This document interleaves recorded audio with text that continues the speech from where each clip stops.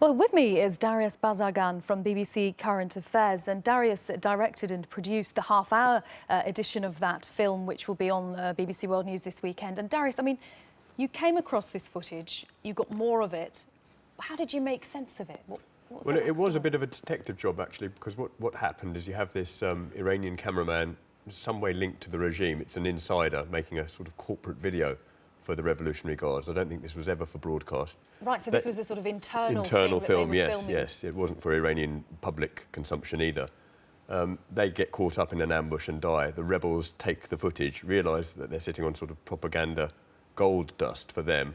They brand it up with this logo you see in the top left-hand corner, this kind of flying cannonball, and put it out on the internet. And through bloggers and other journalists, we managed to get in touch with the rebels and get all the material.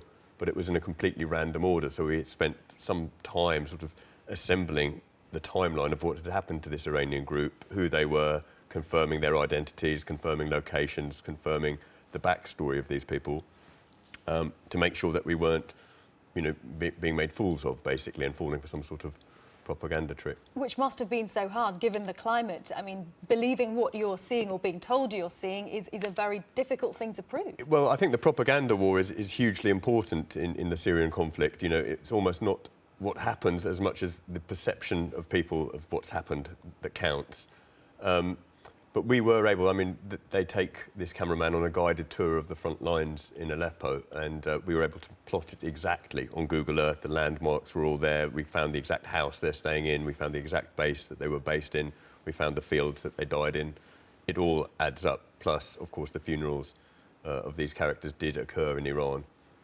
And footage like this for the rebels to come across, it's gold dust for them in terms of what they've been saying about Iran's involvement. Well, they've always been saying that Iran is involved, and they feel that that would be a propaganda coup. I think Iran has been involved from almost the beginning of the Syrian crisis. Let's not forget, Syria is Iran's biggest ally in the Middle East. It's its only Arab ally. The Syrian regime under Bashar al-Assad's father, Hafez, was the first Arab country to recognise the Iranian revolution. They were the only country to stand by Iran during the 8 years of the Iran-Iraq war. And it is the land bridge to Lebanon, which is where Hezbollah are based, and they are a very important part of the Revolutionary Guards' foreign policy, shall we say, if not the Iranian state's foreign policy. Has there been a specific, just very briefly, Darius, has there been a specific response from Iran to this footage? Well, the Iranian Revolutionary Guards still say that they have no physical presence in Lebanon or in Syria. This would seem to go against that argument, but they are sort of masters of obscuring semantics to suit their own needs. So who knows? I think it's self-evident that they have a presence there, if not a large-scale combat force.